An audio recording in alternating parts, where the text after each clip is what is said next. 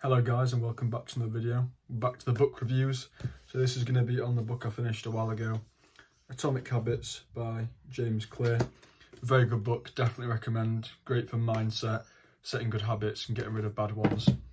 So the book starts off talking about the British cycling team, which they'd never won a gold medal since 1908, and in 2003 that all changed because of a guy that took over the team and started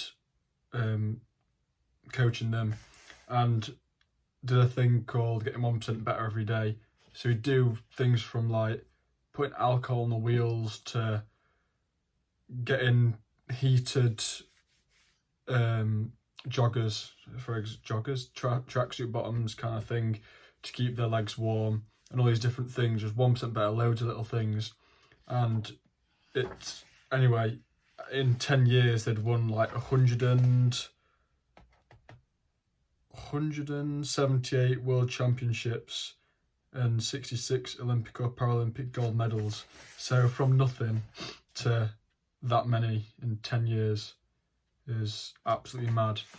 And then it says that if you get 1% better every day, that's 1.01 to 365 equals 37.78, whereas if you get 1% worse every day for a year, that's 0.99 to 365, which equals a 0.03.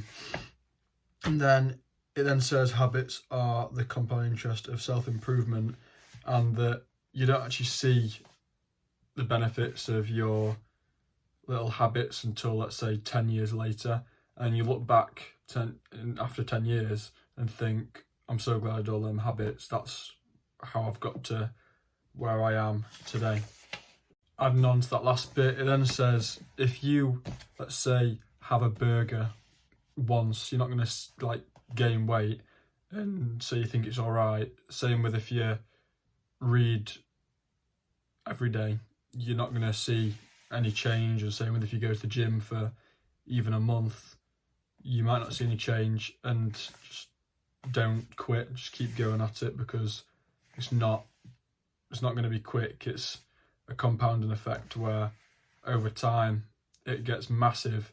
Like I said, 1% better every day, 37 times better in a year. That's a huge amount.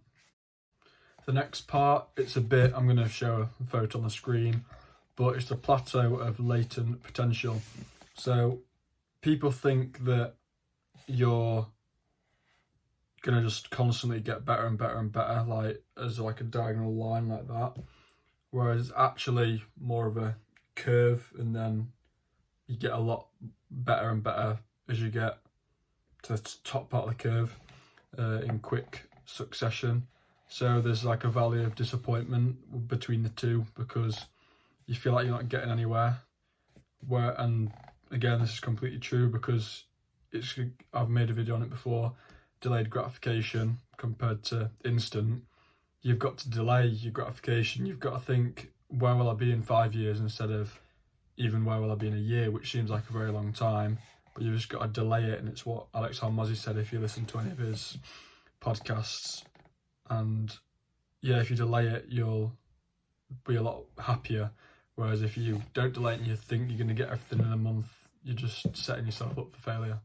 The next part, which I completely agree with, and I've made a video about this as well, but to do with business systems, that forget about goals and focus on systems, because you can set all your goals and they can just sit there all year, like with everyone else. They set their New Year's resolutions and get to the end of the year and think, oh, I've done nothing, and set their new goals, which makes no sense. So it says focus on systems, and so you set your goal and then you put how you're going to do it, and actively you keep resetting goals and goals and goals that are going to get you to your goal you want. And how this works in business is that if you set up a system and not just a business, then you're going to end up having a lot more time, a lot more freedom, and make a lot more money. But it takes quite a lot of initial input with time and money, depending on what business you're going into. And yeah, if you don't do that, you're going to be working just as much as the employees, which I don't imagine you want to be doing unless it's a business you fully enjoy, and even then it's going to get boring if you put in 20 hours a day in, let's say. But although Elon Musk did do that. But yeah, business systems are a lot better than just a business. The next part is it's saying the problems of why certain goals don't work. So problem one, winners and losers have the same goal. I'm not going to talk about that because it's not that important, but it's pretty much saying it's not the goal that you set, it's, again, the systems that you put in place, because the person that gets to the goal and the person that doesn't have the same goal, it's just, if they have the same goal, it's just that one of them didn't have the right system. Problem two, achieving a goal is only a momentary change. So this is a very good point. If you have a messy room and you clean it, then you've got your clean room. But if you keep your same, it says here, sloppy pack rat habits, then you're not going to have a clean room for very long. And I want to speak on this. I might have said it in another video as well, but no, I haven't. If you go to the gym and lose a load of weight for an occasion, let's say you're getting married, you lose a load of weight, go to the gym, eat well. After you've got married, if you haven't changed your mindset and like your psychology and your friend group, you're just going to end up putting the weight back on again. So very true that you've achieved a goal is only a momentary change. That's the problem two. Problem three, goals restrict your happiness. The implicit assumption behind any goal is this: once I reach my goal, then I'll be happy.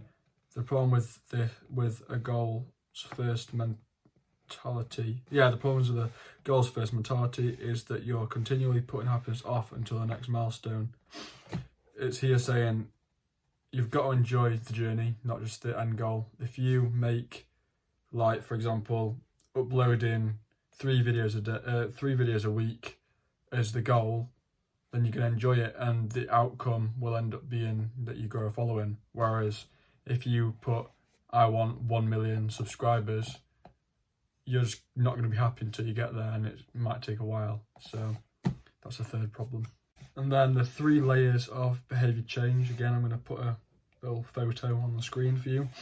So outcomes. The first layer is changing your outcomes. This level is concerned with changing your results, losing weight, publishing a book, winning a championship. Most of the goals you set are associated with this level of change. The second layer is changing your process. This level is concerned with changing your habits and systems, implementing a new routine at the gym, decluttering your desk for better workflow, developing meditation practice. Most of the habits you build are associated with this level. Third and deepest layer is changing your identity. This level is concerned with changing your beliefs, your worldview, your self-image, your judgments about yourself and others. Most of the beliefs, assumptions and biases you hold are associated with this level. Outcomes are about what you get. Processes are about what you do.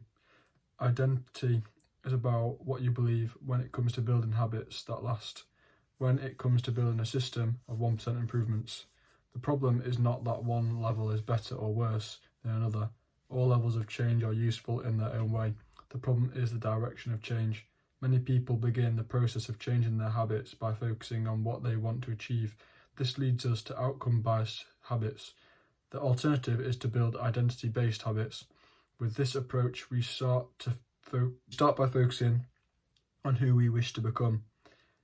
Outcome-based habits and identity-based habits. Figure 4. With the outcome-based habits, the focus is on what you want to achieve. With identity-based habits, the focus is on who you wish to become. So this is what I was saying earlier, that Alex Hormozi said, you could probably find a clip somewhere, that he says, don't have your goal as the outcome, have it as the process. Very good point.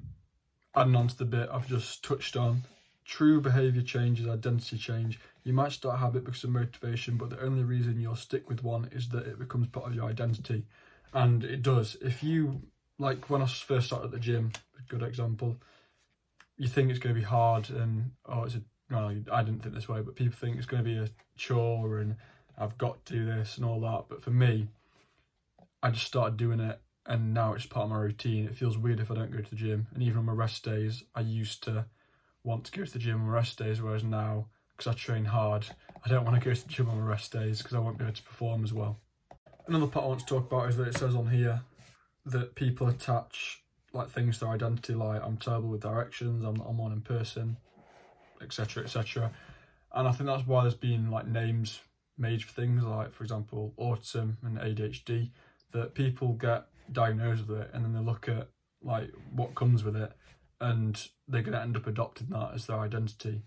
And then it says at the end that when you've repeated a story to yourself for years, it is easy to slide into these mental grooves and accept them as fact.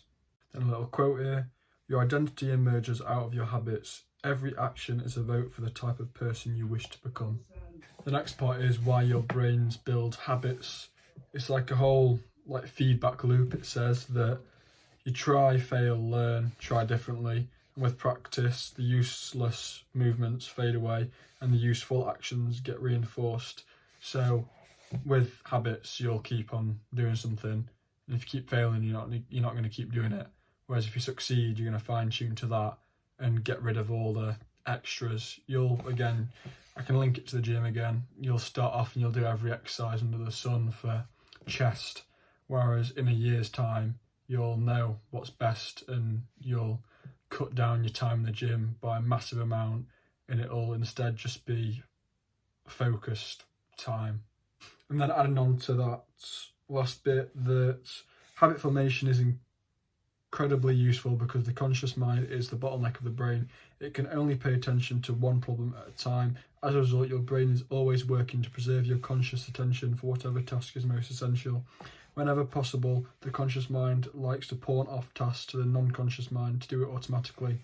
So when you get good enough at something, or when you do something a lot, it ends up becoming a subconscious like habit. You don't have to actually think about it. So for example, your daily routine, you probably just go through that without actually thinking. Whereas for a new habit, you'll have to think about it over and over again, and it's quite hard to actually remember to do it. And then this is the 4 steps to make a habit: cue, craving, response, reward. So cue is what makes you think about it. Craving is wanting to get it, the so-called thing. Response is the response you make to try and get whatever you want. And then the reward is what you get from, in the end, is doing all the things to get what you want. I'm going to have to cut it there. There's going to be a few more parts, maybe 2. Thank you for watching. Please like, subscribe, turn on the notification button on so you don't miss the next parts. I'll see you in the next one.